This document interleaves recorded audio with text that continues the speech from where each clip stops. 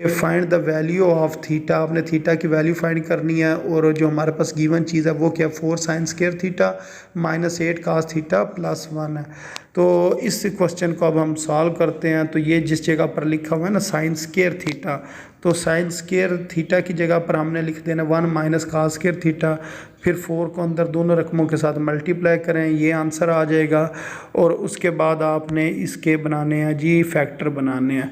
तो ये जो लिखा हुआ है ना 8 कास थीटा, इसको आपने क्या लिखना है, प्लस 10 कास थीटा और माइनस 2 कास थीटा, क्योंकि इसको सॉल्व करें तो 8 कास थीटा ही बनता है।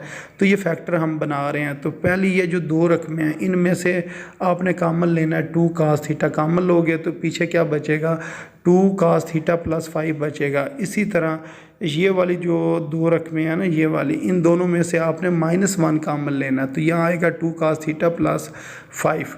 तो अब इसको आप कॉमन ले लो, ये जो लिखा हुआ है ना 2 कास थीटा प्लस 5, इधर भी लिखा हुआ है इधर भी लिखा हुआ है, इन दोनों को आपने कॉमन ले लेना, पीछे ये वाली चीज़ बच जाएगी 2 कास थीटा और ये -1 इधर आ जाएगा। इसको अब आपने क्या करना है जी 0 के बराबर रखना है। तो यहाँ तो ये वाली चीज़ 0 के बराबर है, या ये जो दूसरी चीज़ है इस साइड पर लिखी हुई है इसको आपने 0 के बराबर रखना है, यानी कि ये जो लिखा है ना 2 कास थीटा -1 इसको 0 के बराबर रखना है। तो ये -1 इधर आकर +1 हो जाएगा, 2 मल्टीप्लाई हो रहा है इधर आकर डिवाइड हो जाएगा। तो कास थीटा किसके बराबर आ जाएगा जी 1/2 के। तो थीटा की वैल्यू आ जाएगी जी कास इनवर्स 1/2, और हमें पता है कि कास की वैल्यू 1/2 कब होती है 60 डिग्री पर, और 60 डिग्री को क्या कहते हैं जी π/3 कहते हैं। ये रेफरेंस एंगल आ गया।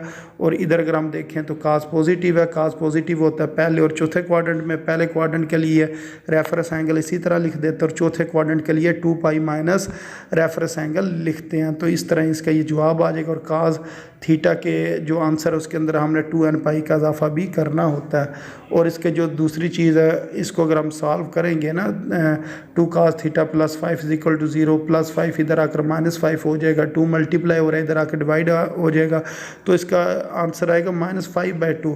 तो ये जो सोल्यूशन है ना ये पॉसिबल नहीं है, क्योंकि कास की वैल्यू -1 से 1 के दरमियान होती है, इसके दरमियान नहीं होती है, तो मान जाएगा -2.5। तो इसके बराबर ये नहीं हो सकती है। उसके बाद क्वेश्चन नंबर 9 है, इसको सॉल्व करते हैं। ये लिखा हुआ है √3 tan x और minus secant x -1 is equal to 0। अब इसके अंदर आप क्या करोगे, ये दोनों वैल्यूज़ माइनस हैं इधर आकर प्लस हो जाएंगी। उसके बाद हम इसका स्केयर ले लेते हैं दोनों तरफ जब हमने स्केयर लेना है तो ये बन जाएगा √3 जो है ये 3 हो जाएगा, और tan जो है वो tan स्केयर हो जाएगा। अब इसके ऊपर आपने ना फार्मूला लगा देना है, ये जो है ना इसके ऊपर फार्मूला कौन सा लगेगा, a प्लस बी होल का स्केयर वाला फार्मूला लगेगा, जो बराबर होता है जी a square plus b square plus 2ab के बराबर होता है। इधर a से मुराद 1 है और b से मुराद सीकेंट x है। तो इसके ऊपर आपने ना फार्मूला लगा दिया, तो ये बन गया जी a का स्केयर प्लस b का स्केयर प्लस 2ab, ये आंसर आ जाएगा। अच्छा, अब आपने ना इस जगह पर ये जो tan स्केयर x है इसको कन्वर्ट करना है सीकेंट स्केयर x -1 में। फिर आपने 3 को अंदर दोनों रकमों के साथ मल्टीप्लाई भी कर देना, ये आ जाएगा। ये जो +1 है इधर आकर -1 हो जाएगा, ये वाली रकम भी माइनस हो जाएगी और ये वाली रकम भी माइनस हो जाएगी। अब इसको आप सॉल्व करें तो सॉल्व करने से जो आपके पास आंसर आना है वो देख लेते हैं। ये 3 सीकेंट स्केयर है और ये -1 सीकेंट स्केयर है, तो इसका जवाब आ जाएगा 2 सीकेंट स्केयर। उसके बाद जो इधर रकम ये वाली लिखी हुई है माइनस सीकेंट थीटा, इसको लिख लेंगे। फिर -3 -1 ये किसके बराबर होगा, -4 के बराबर होगा। अब ये जो इक्वेशन है इस इक्वेशन को 2 पे डिवाइड करें तो ये हमारे पास आ जाएगा इसका आंसर। अब हमने क्या करना है, इसके फैक्टर बनाने हैं। तो ये जो दरमियान वाली चीज़ है ना माइनस सीकेंट थीटा, इसको हम लिख सकते हैं -2 सीकेंट थीटा या x कह लें, और इसको हम लिखेंगे +1 सीकेंट x के बराबर इसको लिख लेंगे। तो यही चीज़ इस जगह पर लिखी हुई है। इसको इस तरह लिखने के बाद फिर आप कॉमन लें, सीकेंट x को कॉमन ले लें पहली दो रकमों में से, और ये जो आखिरी दो रकमें इस इधर से +1 कॉमन आएगा। तो फिर ये सीकेंट x माइनस टू या तो ये ज़ीरो के बराबर होगा या सीकेंट x प्लस वन ये ज़ीरो के बराबर होगा। तो secant x is equal to minus one, secant को कन्वर्ट किया cos x is equal to minus one, और काज की वैल्यू माइनस वन कब होती है, पाई पर होती है। तो इसके साथ फिर हमने 2n पाई का इजाफा कर देना है जो इसका पीरियड होता है। अब इसको हम सॉल्व करते हैं सीकेंट x को। सीकेंट x 2 के बराबर है तो काज x बराबर होगा 1/2, और काज की वैल्यू 1/2 कब होती है, 60 डिग्री पर। 60 डिग्री को क्या कहते हैं, पाई/3 कहते हैं। और काज पॉजिटिव है तो काज पॉजिटिव किस में होता है जी, काज पॉजिटिव होता है पहले क्वाड्रेंट में और दूसरे क्वाड्रेंट में। तो काज पॉजिटिव होता है पहले क्वाड्रेंट में और चौथे क्वाड्रेंट में। ये इधर ना गलत लिखा हुआ है, तो इधर आपने क्या लिखना है जी, फोर्थ क्वाड्रेंट ये ऊपर, ठीक है। तो फोर्थ क्वाड्रेंट को हम क्या लिखते हैं, 2 पाई माइनस थीटा लिखते हैं, और थीटा की जगह पर आपने रेफरेंस एंगल पुट करना होता है। तो फिर आपने एंड पर आंसर के अंदर 2n पाई का इजाफा भी कर देना और बाद में यूनियन लेकर इन सब को लिख देना। तो इस तरह ये इसका आंसर आ गया। अब क्वेश्चन नंबर 10 है। अब इसके बाद जो क्वेश्चन नंबर 10 है इसको हम सॉल्व करते हैं। ये क्या लिखा हुआ है जी, cos 2x is equal to sine 3x। इसको सॉल्व करते हैं। तो इसके अंदर आपने ना फार्मूला अप्लाई करना है कि इसका cos 2x का, जो cos 2x है ना ये बराबर होता है cos square theta minus sine square theta के। तो जिस तरह फार्मूला होता है ना साइन 2 अल्फ़ा वो बराबर होता है जी 2 साइन अल्फ़ा काज अल्फ़ा। इसी तरह जो काज 2 अल्फ़ा है ये किसके बराबर होता था जी, cos square alpha minus sine square alpha के बराबर होता था।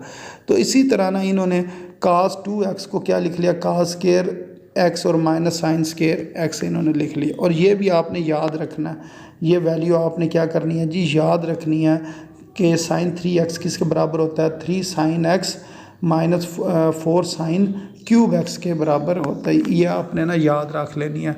अच्छा, अब इसको ना हमने क्या करना है जी, मज़ीद एक दफ़ा ना ओपन करना है। ये जो कास स्क्वायर x है इसको लिखेंगे 1 माइनस साइन स्क्वायर x। अब ये सारा क्वेश्चन ना साइन में चेंज हो गया। अब इनकी ज़रा तरतीब के साथ लिखते हैं। सबसे पहले जो क्यूब वाली वैल्यू है 4 साइन क्यूब x, इसको पहले लिखा।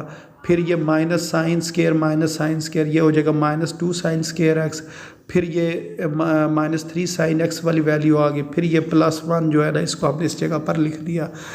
तो अब क्योंकि साइन की ज़्यादा से ज़्यादा पावर 3 है तो इसके 3 जवाब आने हैं। तो इनको हम ना सिंथेटिक डिवीजन से हल करेंगे। इसका कोफिशिएंट 4 है, -2 फिर -3 फिर 1, ये इधर हमने लिख लिया 4 -2 -3 और 1। और इसको आपने ना जो the above equation is satisfied by sine x is equal to 1। तो आपको कि आपने ना इसको साइन x को अगर हम 1 लें ना तो ये इक्वेशन क्या होती है जी, सेटिस्फाई होती है। यानी कि इस जगह पर अगर हम साइन x की जगह पर 1 लगाएं तो 1 का क्यूब वो हमें पता है 1 है। इधर साइन x का क्यूब यानी कि 1 का क्यूब, इसको अगर हम सॉल्व करें ना तो इस जगह पर क्या आएगा, 4 -2 -3 +1 आएगा। तो ये क्या बन गया, 4 और 1 5, 5 - 5 किसके बराबर है जी, 0 के बराबर। तो इक्वेशन को सेटिस्फाई कब करती है, अगर साइन x की वैल्यू क्या हो, 1 हो। तो अब आपने ना इसको 1 से डिवाइड करना है। इधर आप 1 लिखोगे, फिर आपको पता है ये 4 इधर लिखते हैं, फिर इसको इसके साथ मल्टीप्लाई करते हैं, आंसर इधर लिखते हैं, फिर इन दोनों को ऐड करते हैं, 2 आ गया। 2 को 1 से मल्टीप्लाई करेंगे, इधर आंसर लिखेंगे 2 आ जाएगा। फिर इन दोनों को ऐड करेंगे, -1 आएगा, -1 को इधर मल्टीप्लाई करेंगे, जवाब कितना आ गया -1। तो इधर लिखेंगे, ऐड करेंगे तो 0 हो जाएगा। तो अब ये तीन में से अब ये 2 यानी कि क्वाड्रेटिक इक्वेशन में चेंज हो जाएगी। इसको हम लिखेंगे 4 2 -1। अब ये साइन स्क्वायर साइन और बगैर साइन के, तो इसका मतलब ये है a हमारे पास 4 है, b हमारे पास 2 है और c हमारे पास -1 है।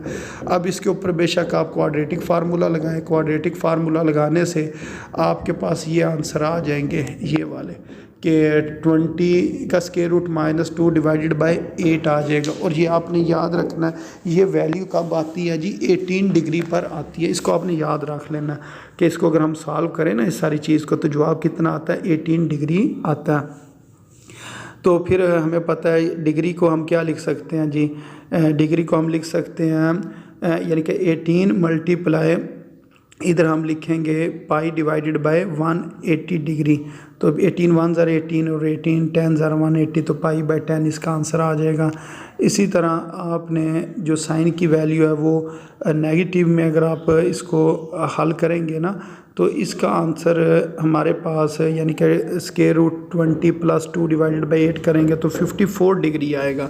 और 54 डिग्री को हम 3 पाई बाय 10 लिखते हैं। जिस टाइम इधर आपने डिग्री की वैल्यू लगानी है ना 180 डिग्री या पाई डिवाइडेड बाय 180 जब आपने लिखना तो फिर इसको हम इसका ये आंसर आ जाएगा। अब आपने ये देखना है कि साइन जो है ना वो पॉजिटिव किस में होता है और नेगेटिव किस में होता है, यानी कि साइन की वैल्यू पॉजिटिव किस में और साइन की वैल्यू नेगेटिव किस में है। तो साइन पॉजिटिव होता है पहले क्वाड्रेंट में और दूसरे क्वाड्रेंट में, और नेगेटिव होता है तीसरे और चौथे में। फिर ये आपने उस हिसाब से इक्वेशंस बनाकर बीच में आपने वैल्यूज़ पुट कर देनी है, आपके पास आंसर आ जाएगा। अच्छा, उसके बाद जो क्वेश्चन नंबर 11 है इसको हम सॉल्व करते हैं। ये लिखा हुआ है जी secant 3 theta is equal to secant theta. तो इसको जिस टाइम आपने रेसिप्रोकल की फॉर्म में लिखना है तो सीकेंट का रेसिप्रोकल क्या होता है 1/, काज, और सीकेंट का दूसरा 1/, काज। अब यहाँ पर 3 थीटा लिखा है, इस वजह से इधर 3 थीटा लिख देंगे, इधर थीटा तो इधर थीटा लिख देंगे। अब जिस टाइम आप इसको क्रॉस मल्टीप्लाई करोगे तो ये आपके पास आ जाएगा, ये जो कास थीटा इधर आकर माइनस कास थीटा हो जाएगा। अब ये आ गया कास 3 थीटा माइनस कास थीटा। इसके ऊपर ना फार्मूला लग जाएगा। तो इसके ऊपर आपने कौन सा फार्मूला लगाया, cos P minus cos Q वाला, cos P minus cos Q. तो ये हमें पता है cos P minus cos Q ये बराबर होता है -2 sine P plus Q divided by 2 into sine P minus Q divided by 2 के बराबर होता है। तो इसके ऊपर आपने ना पहले फार्मूला लगा लेना। तो ये सारी चीज़ जो है ना ये कन्वर्ट हो जाएगी इसके अंदर। फिर इसके आपने एंगल्स को सॉल्व करना। अगर आप इसके एंगल्स को सॉल्व करें तो ये जो चीज़ लिखी हुई है ना 3 theta plus theta divided by 2, तो ऊपर 4 थीटा बन जाएगा। जब उसको 2 पे डिवाइड करेंगे तो 2 थीटा आएगा। तो 3 theta minus theta 2 theta, 2 theta को 2 पे डिवाइड करेंगे तो थीटा आ जाएगा। फिर इसी तरह ये जो -2 इधर मल्टीप्लाई हो रहा है, इधर आके जब डिवाइड होगा तो वो भी ज़ीरो हो जाएगा। फिर यहाँ तो ये साइन 2 थीटा ज़ीरो के बराबर है, यहाँ ये जो साइन थीटा है ना ये ज़ीरो के बराबर होगा।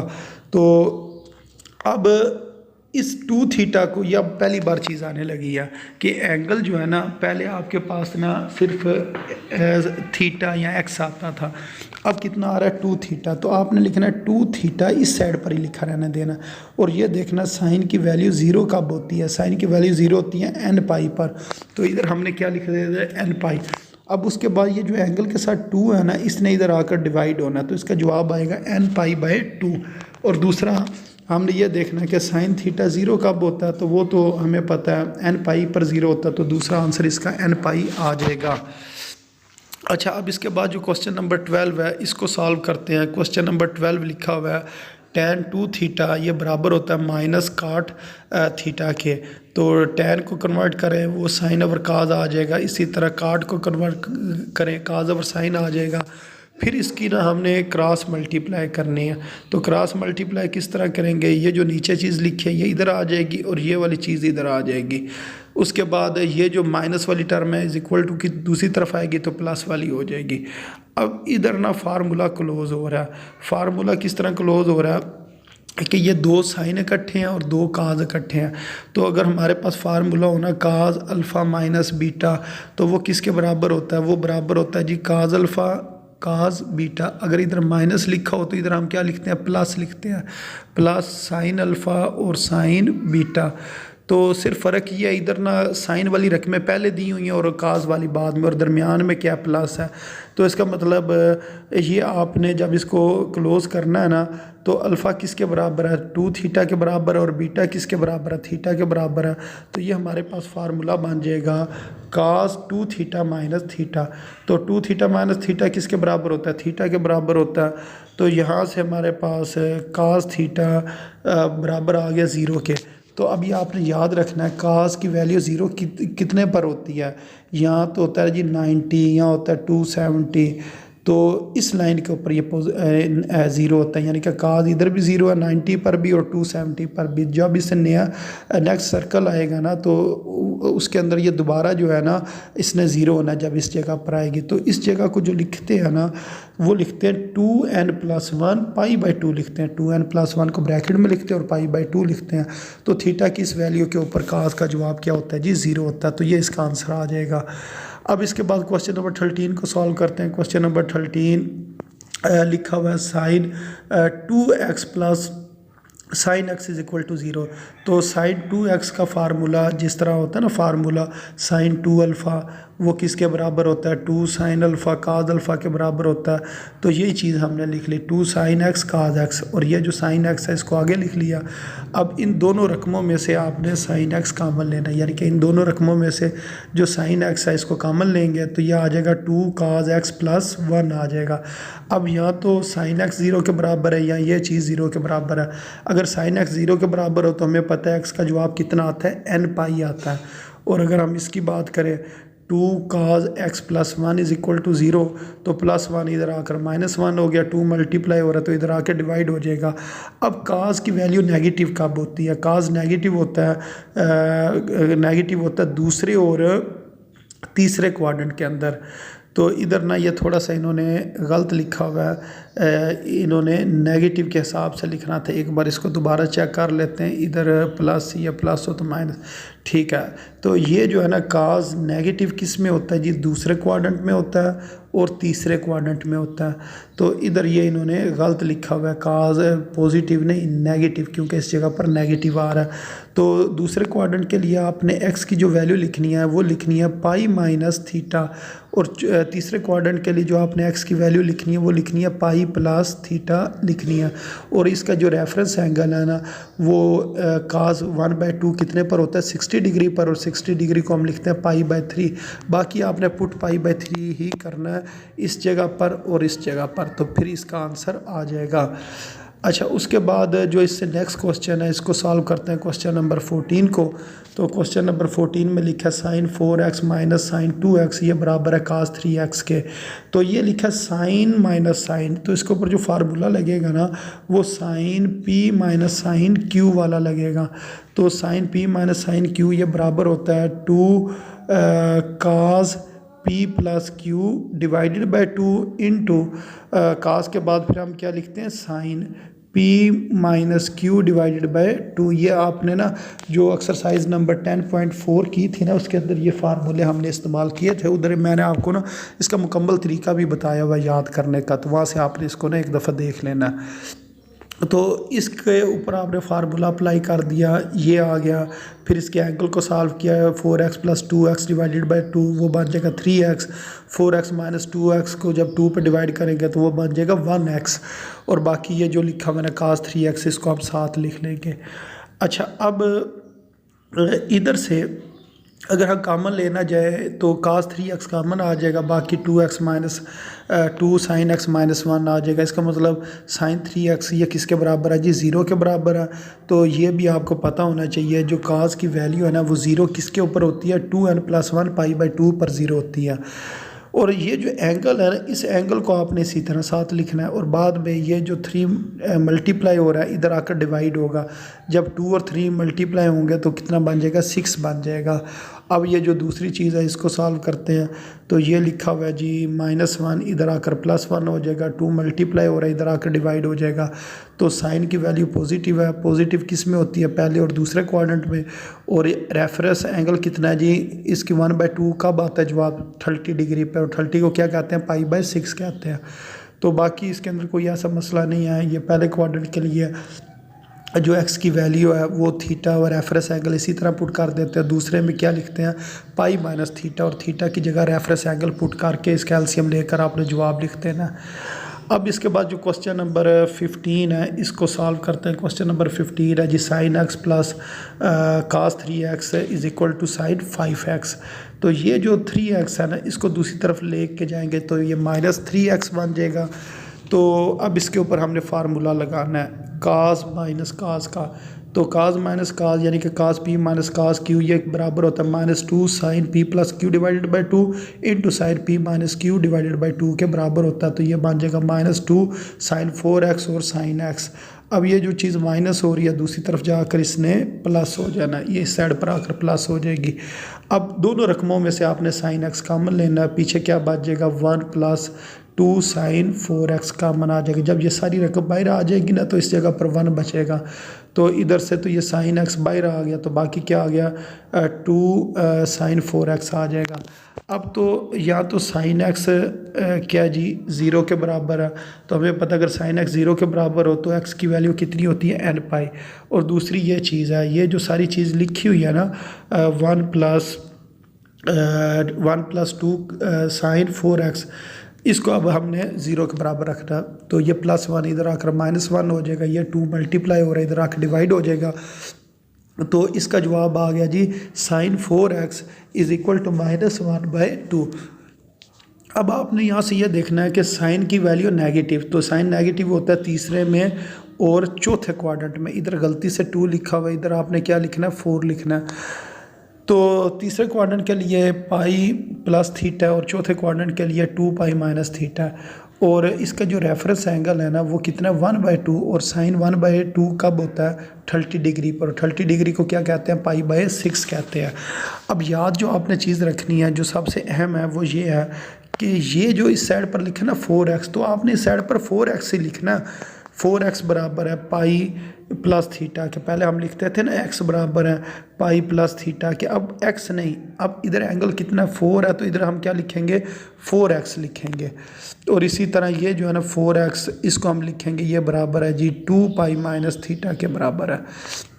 तो इसको इस तरीके से हमने लिखना है, बाकी इसके अंदर कोई ऐसा मसला नहीं है, आपने वैल्यूज पुट करके एलसीएम लेकर इसको सॉल्व कर देना है। अब क्वेश्चन नंबर 16 है, इसको सॉल्व करते हैं। Sine 3x plus sine 2x plus sine x is equal to 0। अब इसके अंदर आप ना सबसे पहले इसकी ज़रा तरतीब से ही कर लें। ये जो माइनस साइन x है ना प्लस साइन x, इसको दूसरे नंबर पर लिखें, यानी कि sign 3x plus sine x। फिर इसके ऊपर sine p plus sine q का फार्मूला लगाएं, और ये जो साथ लिखा हुआ है ना साइन 2x, इसको इधर ही लिखा रहने दें। तो जिस टाइम आप इसके ऊपर फार्मूला लगाएंगे तो ये आंसर आ जाएगा 2 साइन 2x इंटू काज x, और ये वाला 2 साइन 2x इसको आपने आगे लिख लिया। अब इन दोनों में से आपने कॉमन लेना है साइन 2x को, साइन 2x को कॉमन लेंगे, पीछे हमारे पास ब्रैकेट में 2 काज x प्लस 1 बचेगा। अब आपने ये जो लिखा हुआ ना साइन 2x इसको 0 के बराबर रखना है, तो इसको 0 के बराबर रखेंगे। हमें पता साइन की वैल्यू 0 होती है n पाई पर, और फिर ये जो एंगल वाला 2 है इसने इधर आकर डिवाइड हो जाना है, तो x is equal to n pi by 2। अब ये जो चीज़ है ना इसको इधर लिखते हैं, तो इसको इस जगह पर लिखा, और यहाँ से हमारे पास ये +1 इधर आकर -1 हो गया, ये 2 इधर आकर डिवाइड हो गया। अब ये कास जो है ना ये नेगेटिव है, काज की वैल्यू क्या नेगेटिव, और काज नेगेटिव किस में होता है दूसरे और तीसरे में। अब यहाँ से इसके साथ एंगल जो है ना वो 1/2 आ रहा है, तो अगर 1/2 काज कितने पर आता है काज 60 डिग्री पर आता है, और 60 डिग्री को हम क्या कहते हैं जी π/3 कहते हैं। तो ये जो π/3 लिखा हुआ है ना इसको हम रेफरेंस एंगल के तौर पर ले लेंगे। तो ये आपने ना दूसरे क्वाड्रेंट में पाई माइनस थीटा, थीटा की जगह π/2, और तीसरे क्वाड्रेंट में पाई प्लस थीटा, तो थीटा की जगह π/3 जो है ना आपने पुट कर देना है, और फिर इसको सॉल्व कर लेना। अब इसके बाद क्वेश्चन नंबर 17 है। क्वेश्चन नंबर 17 को भी इसी तरह ही सॉल्व करना है। ये जो पहली 2 रकमें हैं इसके ऊपर sine p minus sine q का फार्मूला लगाएंगे, ये आंसर आ जाएगा।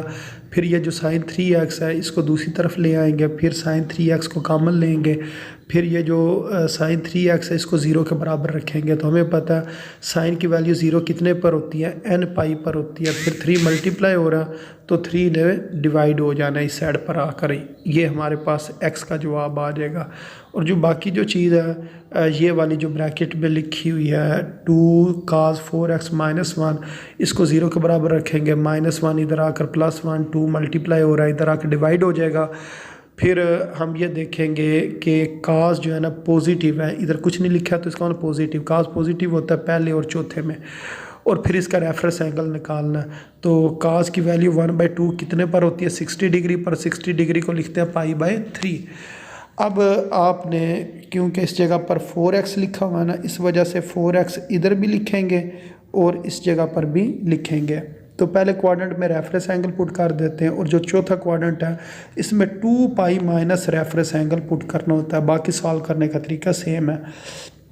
अच्छा, उसके बाद क्वेश्चन नंबर 18 है। क्वेश्चन नंबर 18 लिखा हुआ है साइन एक्स, साइन 3x और साइन 5x। तो एक आपने बड़ी रकम पहले लिखनी है और छोटी रकम पहले लिखनी है, 5x और x वाली। तो इसके ऊपर फार्मूला लगाएं तो ये आ जाएगा 2 sine p plus Q divided by 2 cos p minus Q divided by 2। फिर इसको सॉल्व करें तो इसका आंसर आएगा आपके पास 2 साइन 3x और कास 2x। और ये जो साइन 3x है इसको इधर लिख लेते हैं। अब इधर से आपने साइन 3x कॉमन लेना और फिर ये वाली चीज़ बनेगी। इस चीज़ को आपने इधर लिख देना और ये जो साइन 3x है इसको नीचे लिखकर सॉल्व करना। तो ये हमें पता है साइन की वैल्यू 0 कब होती है, n पाई पर, और ये जो एंगल का 3 है इधर आकर डिवाइड हो जाएगा। और बाकी ये जो चीज़ इस जगह पर लिखी हुई थी 2 कास 2x प्लस 1, इसको आपने इधर लिखा और फिर ये प्लस 1 इधर आकर -1, 2 मल्टीप्लाई हो रहा है, डिवाइड हो जाएगा। फिर हमें पता होना चाहिए कि कास की वैल्यू 1/2 कब होती है, वो 60 डिग्री पर होती है। वहाँ से रेफरेंस एंगल π/3 आ जाएगा।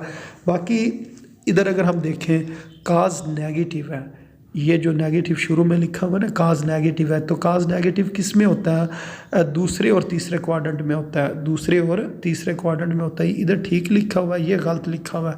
इसको इधर से आपने ख़त्म करके क्या लिखना है, सेकंड क्वाड्रेंट और थर्ड क्वाड्रेंट, ये ठीक है।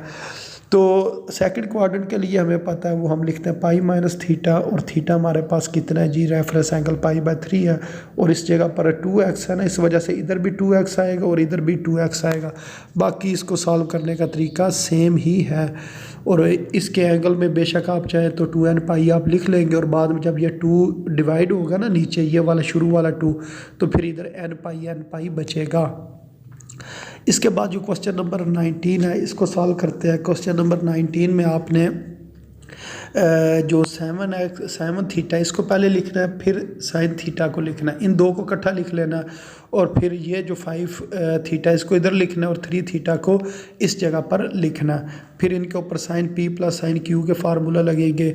जो पहली दो रकमें इनको सॉल्व करेंगे तो ये जवाब आएगा और लास्ट वाली दो टर्म्स को सॉल्व करने से ये जवाब आएगा। फिर 2 साइन 4 थीटा कॉमन लेंगे, बाकी ये हमारे पास चीज़ बचेगी साइन 3 थीटा प्लस यानी कि कास 3 थीटा प्लस कास थीटा। जब उसके ऊपर फार्मूला लगाएंगे तो ये आंसर आ जाएगा। फिर इसको मज़ीद सॉल्व करेंगे तो ये आ जाना है, ये 2 ये कितना हो जाएगा जी, 4 हो जाएगा। और 4 ने जब इस 2 के नीचे आकर डिवाइड होना तो इसने 0 हो जाना। तो पीछे हमारे पास यही चीज़ बचेगी साइन 4 थीटा, कास 2 थीटा और कास थीटा। यहाँ से 3 हमारे पास ना ये इक्वेशंस बन जाएंगी। इन तीनों इक्वेशंस को आपने बारी बारी सॉल्व करना है। तो ये हमें पता है साइन थीटा अगर हो ना 0 तो हमारे पास कितना होता है n पाई। अगर कास थीटा 0 हो तो 2n + 1 π/2 होता है।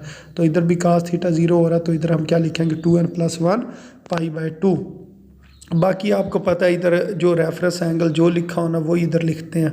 तो इधर रेफरेंस एंगल 4 थीटा था, इस वजह से इधर 4 थीटा लिखा है। इधर 2 थी रेफरेंस एंगल नहीं, जो साइन के साथ एंगल है या कास के साथ, वो इधर लिखना होता है। फिर बाद में इस 4 को भी आपने नीचे लाकर डिवाइड करना है, इस 2 को भी नीचे ला के डिवाइड करना।